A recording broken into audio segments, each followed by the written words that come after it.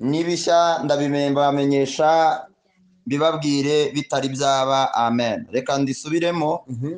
Iravuze ngo dore ibya mbere birasohoye, Imana ishimwe. nibishya ndabibamenyesha bibabwire bitari byaba. Amen. Amen. Terence omeki de forme elage. Twongereho ijambo rimwe riri muri Nehemiya, ibice byaho ni igice cya 4 umurongo waho wa mbere. Nehemiya igice cyaho ni icya 4 umurongo waho ni uwa mbere. Yego. Hari ijambo rivuze ngo ariko bukeye Sanibarati na Tobiya n'Abarabu n'Abamoni n'Abanyeshidodi bumvise yuko umurimo wo gusana inkike w'i Yerusalemu ujya mbere kandi yuko ibyuho bitangiye kwicwa, bararakara cyane, bajya imigambi bose uko bangana ngo bajye kurwanya ab'i Yerusalemu babateremo imidugararo. Ariko twebweho Data wera we, dusenga Imana yacu, dushyiraho n'abarinzi bo kubarinda ku manywa na nijoro. Amen. Amen. Amen. Aya niyo magambo ngiye kubaganiriza. Mwuka wera w'Imana akorane namwe mwese. Amen. Amen. Amen. Hanyuma ndashaka kuvuga kuri Nehemiya. Uyu Nehemiya kugira ngo yandike aya magambo byagenze gute? Igihe cyarageze uwitwa Hezekiya ngo ararwara yenda gupfa, ariko akaba yaravutse mu buryo bugoranye kuko yari afite ababyeyi batandukanije ubwenegihugu. Ariko umwana avutse ari we Hezekiya arangije abona nta bundi buryo, umubyeyi abona nta bundi buryo bwo kugira ngo amushyire mu miryango ise yamwanze. Baramufata bamushyira hagati y'inzira, umuntu wese umunyuzeho akajya abona ni nk'uwo muri Kongo undi ari uwo mu Rwanda, ngo bose baramwanga. Ngo ariko Imana imunyuzeho ngo isanga yigaragura mu ivata ry'ibyaha bye. Imana iravuga ngo baho. Imana itanga itegeko ryo kuvuga ngo baho nubwo bakwanze, ariko nge ndavuze ngo baho. Bisobanuye ko Imana itanze itegeko ry'ubuzima bwawe, ikaba ivuze ngo nubwo wari ugiye gupfa, Satani akaba yari yabiteguye, ariko Imana iravuze ngo baho. Uyu Hezekiya rero ararwara yenda gupfa. Yenze gupfa, Imana imutumaho witwa Yesaya, iramubwira ngo genda umubwire ategeka ibintu bye kuko igihe cyo gupfa kwe cyageze. Ariko biba ngombwa ko mu nguni y'urugi, abahanga bavuga ko harimo inyundo yibukije Imana ibintu 7. Harimo ikinyundo yakubitishije ibigirwamana muri Isirayeli. Icya kabiri harimo uburyo bw'abaririmbyi, yashyize abaririmbyi ku murongo. Ibyo byose Imana irabyibuka. Ubwo Yesaya yarageze mu murwa, Imana iramubwira ngo Hezekiya urupfu yarwanze. Mbibutse ko umuntu wageze mu bitabo by'Imana agasinyura ibintu Imana yasinye, uwa mbere ni Hezekiya, kuko Imana yaramusinyiye iramubwira ngo nagusinyiye urupfu, akavuga ngo ushaka abandi urushyira, ngewe ntabwo ndukeneye. Imana ibona yuko Hezekiya urupfu yarwanze, iramubwira ihita itegeka Yesaya aho yarageze mu murwa, iramubwira ngo subirayo kuko yarwanze, none genda umubwire. Haleluya. Data wera we, iramubwira ngo umwo yongerewe imyaka 15 yo kubaho. Imana ishimwe. Reka nkubwire ibintu byari bizi neza yuko upfuye ntabwo ugipfuye, kuko Dawidi yaravuze ngo sinzapfa ahubwo nzarama, kugira ngo ntekerereze abantu imirimo Uwiteka yankoreye. Ubundi ntabwo kurama kwawe ari ukugira ngo uzambare neza, oya, kurama kwawe si ukugira ngo ugaragaze ubwo bwiza, ahubwo kurama kwawe ngo ni ukugira ngo utangarize abantu ibintu Imana ikoze nonaha, ibikoze nonaha. Haleluya. Ibikoze nonaha. Imana ishimwe. Zamura haleluya. Imana ishimwe. Imana ishimwe. Tola mina elango sapra era. Ngo araza, Imana imwongerera imyaka yo kubaho. Ngo igihe kiragera, abantu baje kumuha felicitation, hazemo abagabo b'i Babuloni, baraza baramubwira ngo twanezejwe nuko wongerewe 15 yo kubaho. Ariko baramubaza ngo watwereka ahantu mujya mubika ibikoresho byanyu. Ngo bamubaza icyo bita amahabuzo, amacumu n'ibihosho, ngo arabibereka. Ngo ariko mukuza kunyaga Yerusalemu, aba bagabo nibo baje bahedinza abandi, babereka ngo dore ibyo muri butware ni ibingibi murabikura hano na hano.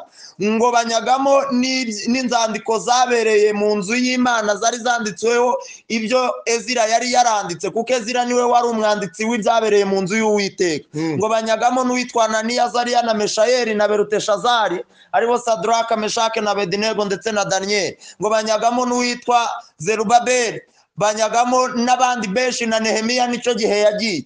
ariko Imana ikaba yari yarigeze kuvuga kuri Nehemiya uyu nguyu, imuvugaho ijambo rikomeye cyane, ndetse n'Abisirayeli bose iravuga ngo bazagenda banyagwe ariko bazagaruka nyuma y'imyaka 70 ishize. Imana ibinyuza mu kanwa k'uwitwa Yeremiya. Hanyuma uyu Yesaya agaruka kubwira Hezekiya ko yongerewe imyaka 15, yamubajije ijambo rikomeye. Yaramubajije ngo ni kimenyetso ki Uwiteka amaye kinyemeza ko nzakira burundu iyo ndwara nkayikira? Aramubaza ngo kandi ko nzazamuka ku musozi w'Uwiteka nkajya gusenga. Aramubwira ngo ikimenyetso Uwiteka guhaye nuko azasohoza icyo avuze. Imana ishimwe. Aramubaza ngo none urashaka yuko igicucu kijya imbere h'intambwe 10 cyangwa ko gisubira inyuma h'intambwe 10? Aramubwira ngo biroroshye yuko igicucu cyajya imbere h'intambwe 10, ahubwo ngo nigisubira inyuma h'intambwe 10. Ngo umuhanuzi ahera hatakambira Uwiteka. Ndashimira Imana yuko hari ibintu ngiye gutakambira imbere y'Imana kubw'izina ryayo, kubwanyu mwateranye. Turimo turasoza iki cyumweru cy'amasengesho, ariko ndagira ngo ngire ibintu nakambira imbere y'Imana. Amazina yanyu ndayadekaraye mu izina ryayo. Imana igira ibintu rero. Bibiliya iravuga ngo umuhanuzi ngo aheraho ngo atakambira Uwiteka, ngo Uwiteka aheraho igicucu cyari kigeze mu rugabano rwawe. Bibiliya ivuga yuko ari mu rugabano rwa Ahazi, ariko Ahazi nawe turi kumwe hano. Ahazi ni wowe, ushyiremo izina ryawe. Ngo Uwiteka aheraho igicucu cuca gisubiza inyuma ho intambwe 10. Hari ibintu dutegetse kugira ngo bisubire inyuma, ibyari bigushakishije bisubizwe inyuma, imbaraga z'abarozi zisubizwe inyuma, imbaraga z'ibigutera zisubizwe inyuma, amaboko akurwanya asubizwe inyuma. Haleluya, amina. Mana we, ngo gisubizwe inyuma, gisubizwe inyuma, gisubizwe inyuma, gisubizwe inyuma. Ndumva hari ibintu Imana isubije inyuma ku buzima bwawe. Ndumva hari ibintu Imana isubije inyuma. Ubwo burwayi Imana ibusubije inyuma, ayo madeni Imana yasubije inyuma, icyo cyangira Imana igisubije inyuma. Acira ubutabazi buturutse ku Uwiteka uhereye none mu izina rya Yesu Kristo.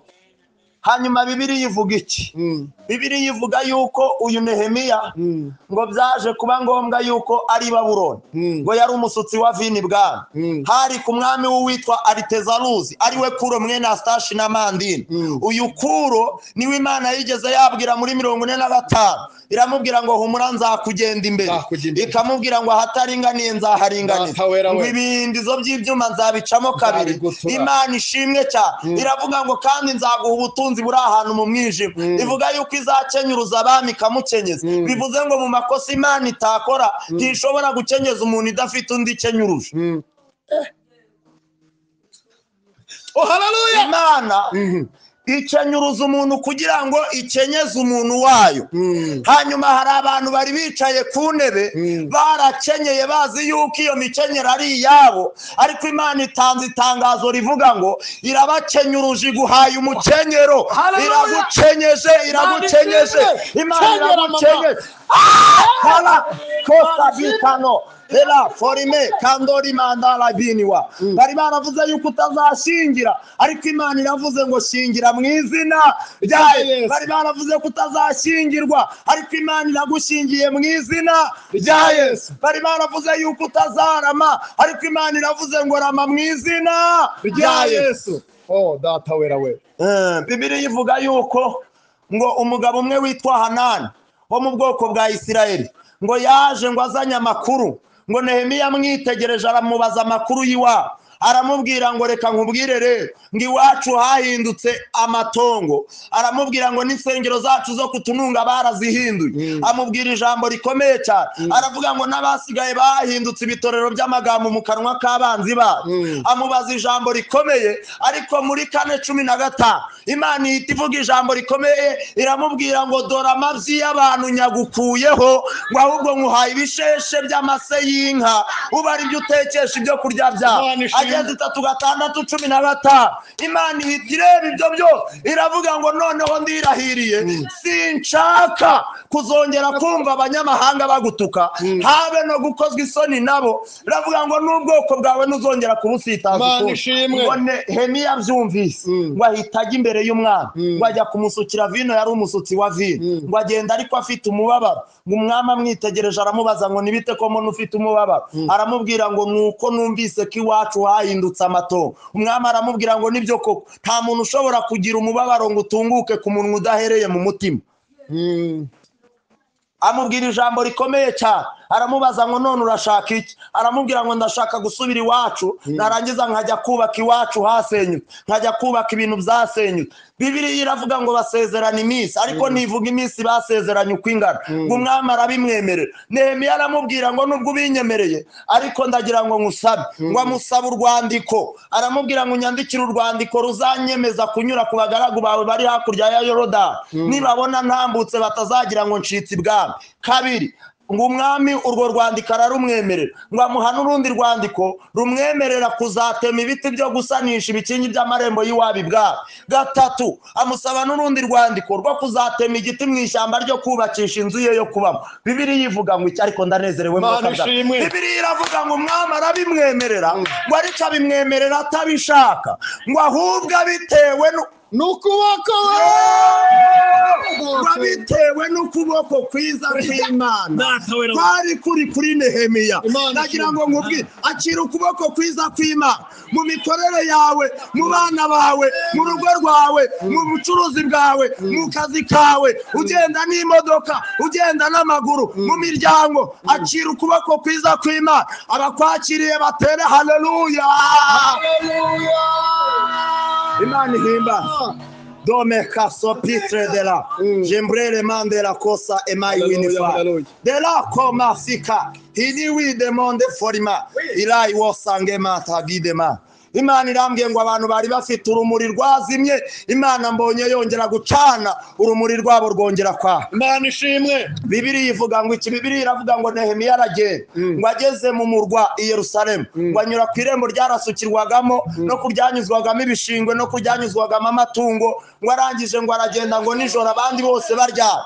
Ngo bamaze kuryama, ngo wiwe ubwo abandi saa sita ubu bageze mu buriri cyangwa hatari n'abagiye gusenga, ngo baryamye we arabyuka. Ngo kandi ntiyabyukanye n'abantu bose. Ubu ngubu ahantu uri ni wowe wenyine, ubu ahantu uri ni wowe wenyine Imana ireba.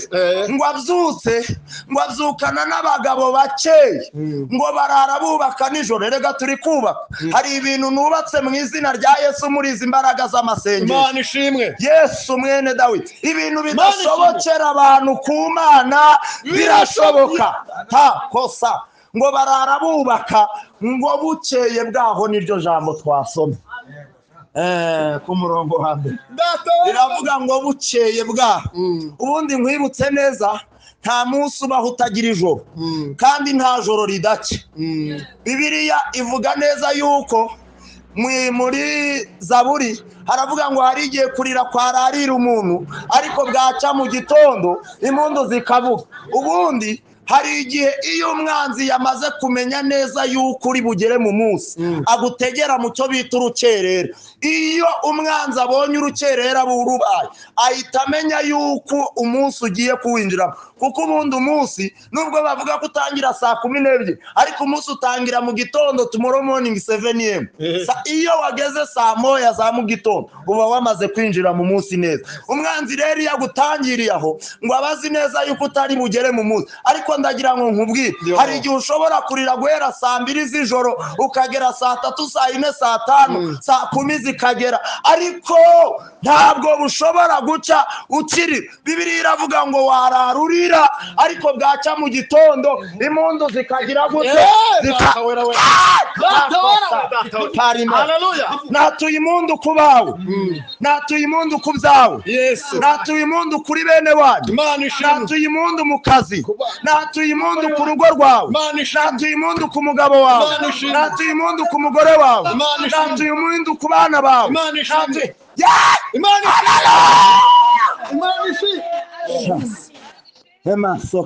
Akira impundu mama, akira impundu papa, akira impundu wa musore, akira impundu wa mukobwa, akira impundu, akira impundu. Mpatuyeho impundu mu izina rya Yesu. Bibiliya iravuga ngo bukeye, ngo bukeye ngo bari bamaze kubona ibintu Imana itangiye gukora. Imana ishimwe. Hari ibintu Imana itangiye gukora, Imana ishimwe. kandi iyo Imana ikoze ibintu abantu barashega. Nasomye ijambo ry'Imana rirambwira ngo abantu batangira gushega babonye imirimo ikoze. Bibiliya ivuga iki? Ngo ba Tobiya na ba Sinabarati ngo n'Abarabu ngo na Geshemu n'Abamori ngo bumvise yuko umurimo wo gusana inkike w'i Yerusalemu ujya mbere, ngo barangije ngo barashega. Bibiliya yavuze ngo ariko twebweho, ariko woweho mama, ariko njyeweho, ariko woweho papa, ngo twebweho dusenga Imana yacu, dushyiraho n'abarinzi bo kubarinda ku manywa na nijoro. Hanyuma Bibiliya iravuga muri Zaburi ya 25 ikavuga ngo abantu biringiye Uwiteka bameze nk'umusozi wa Siyoni utabashika kunyeganyezwa, ahubwo ruhamye iteka ryo. ngo kandi nk'uko imisozi igose Yerusalemu niko Uwiteka agose abantu be, uhereye none ukageza iteka ryose. Uhereye none birasobanuye ngo ni lewe, ni today, immediately, nokati, aujourd'hui, maintenant. Uhereye none ukageza iteka ryose. Imana ishimwe. Bibiliya yavuze ijambo rikomeye. Yavuze ngo nuko rero ngo dore ibya mbere ndabiremye. Imana hari ibintu ikuremeye bishya.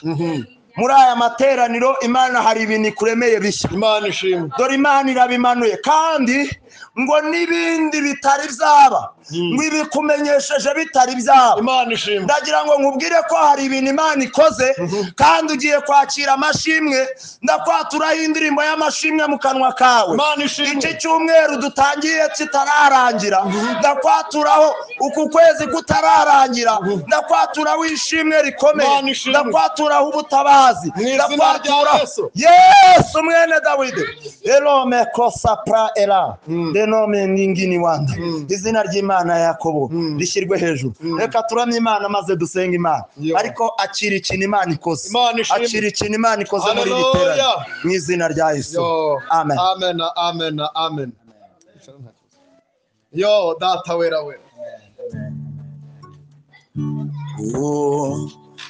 Amaraso ya Yesu ni meza, amaraso ya Yesu ni meza, amaraso ya Yesu ni meza, arabohora. Ayo maraso ya Yesu ni meza, amaraso ya Yesu ni meza, amaraso ya Yesu ni meza, amaraso ya Yesu ni meza, arabohora. Ayo maraso ya Yesu ni meza, amaraso ya Yesu araruhura, niyo yoza ibyaha byacu, n'ay'agaciro niyaruhura indushyi, imfubyi ndetse n'abapfakazi. Umushima ayo maraso, amaraso ya Yesu araruhura, niyo yoza ibyaha byacu,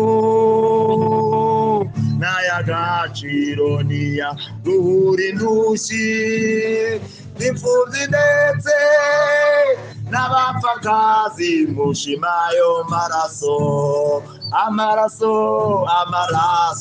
ya Yesu ni meza, amaraso ya Yesu ni meza, amaraso ya Yesu ni meza, arabohora. Ayo maraso ya Yesu ni meza, dushima ayo maraso ya Yesu y'agaciro, twirata ayo maraso ya Yesu y'agaciro, iteka nzahora nyarata, iteka nzahora nyashima, iteka nzahora nyarata. Haleluya, haleluya, haleluya. Imana ibaho umugisha. Reka amasengero isengesho maze nsoreza ahangaha. Imana yo mu ijuru iduhaza ubugingo bunesha muri Kristo Yesu. Uri Imana itandukanye n'abantu mu mivugire n'imikorere. Uravuga bikaba, wategeka bigakomera. Urinda ijambo ryawe ibihe n'ibihumbi kugira ngo risoze icyo waritumye. Nujye uhindurwa n'ibihe uhereye none. Uri Imana yacu ivuga bikaba, wategeka bigakomera. Yesaya hanura muri iki kinyejana c'108 mu mwaka wa 700 imbere y'ivuka rya Yesu, yavuga ijambo rikomeye cyane. Aravuga ngo nuko rero ndi Uwiteka, ni wowe wivugira unyuze muri we. Uravuga ngo uri Uwiteka, icyubahiro cyawe ntuzagihundi. Uravuga ngo ishimwe ryawe ntuzarihimbarisha ibishushanyo bibaye. Uravuga ngo ibya mbere urabiremye, ngo n'ibishu bitumenyesheje bitari bya. Mushimiye yuko hari ibintu uremye kandi hari n'ibishu tumenyesheje. Izina ryawe nirihimba. Dore tuzamuye amaboko tugushimiye ko hari ibintu ukoze uhereye none ukageza iteka ryose. Icyubahiro n'ikibi cyawe mu izina rya Yesu Kristo, amen. Yo.